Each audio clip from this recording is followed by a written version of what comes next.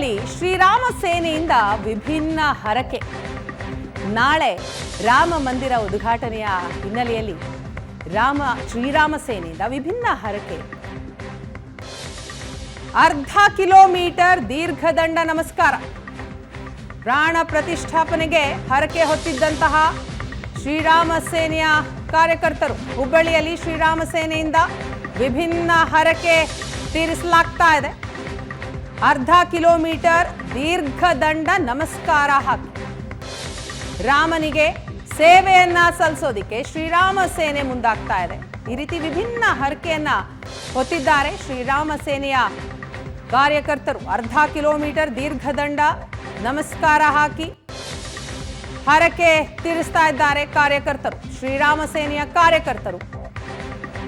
ಹುಬ್ಬಳ್ಳಿಯ ದಾಜುಬಾನ್ ಪೇಟೆಯಿಂದ ಅರ್ಧ ಕಿಲೋಮೀಟರ್ ದೀರ್ಘದಂಡ ನಮಸ್ಕಾರ. ಶ್ರೀರಾಮ ಸೇನೆಯಿಂದ ವಿಭಿನ್ನ ಹರಕೆ. ಅಯೋಧ್ಯೆಯಲ್ಲಿ ಭವ್ಯ ರಾಮ ಮಂದಿರ ಉದ್ಘಾಟನೆ ಆಗ್ತಾ ಇದೆ. ಗರ್ಭಗುಡಿಯಲ್ಲಿ ರಾಮಲಲ್ಲಾನ ಪ್ರಾಣ ಪ್ರತಿಷ್ಠಾಪನೆ ಆಗ್ತಾ ಇದೆ. ಅದಕ್ಕೆ ಕ್ಷಣಗಣನೆ ಆರಂಭ ಆಗಿರುವಂತಹ ಈ ಸಂದರ್ಭದಲ್ಲಿ ಹುಬ್ಬಳ್ಳಿಯಲ್ಲಿ ಶ್ರೀರಾಮ ಸೇನೆಯ ಕಾರ್ಯಕರ್ತರು ವಿಭಿನ್ನವಾಗಿ ಹರಕೆಯನ್ನ ತೀರಿಸ್ತಾ ಇದ್ದಾರೆ. ಹುಬ್ಬಳ್ಳಿಯ ದಾಜುಬಾನ್ ಪೇಟೆಯಿಂದ ಅರ್ಧ ಕಿಲೋಮೀಟರ್ ವರೆಗೂ ದೀರ್ಘದಂಡ ನಮಸ್ಕಾರವನ್ನ ಹಾಕಿ ಹರಕೆ ತೀರಿಸಿದ್ದಾರೆ.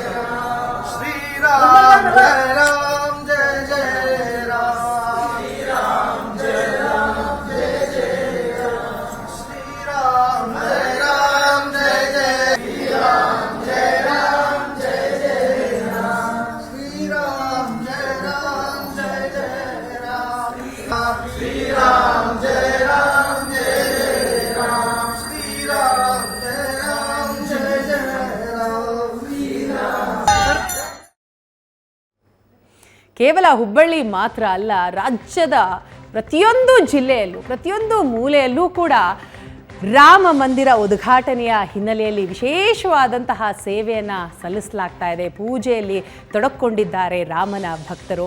ಇನ್ನು ಕ್ಷಣಗಣನೆ ಆರಂಭ ಆಗಿದೆ. ಅಯೋಧ್ಯೆಯಲ್ಲಿ ರಾಮ ಮಂದಿರ ಉದ್ಘಾಟನೆಯ ಜೊತೆಗೆ ರಾಮಲಲ್ಲಾ ಪ್ರಾಣ ಪ್ರತಿಷ್ಠಾಪನೆಗೆ ಹಿನ್ನೆಲೆಯಲ್ಲಿ ರಾಮೋತ್ಸವವೇ ನಡೀತಾ ಇರುವಂಥದ್ದು ಪ್ರಪಂಚದಾದ್ಯಂತ.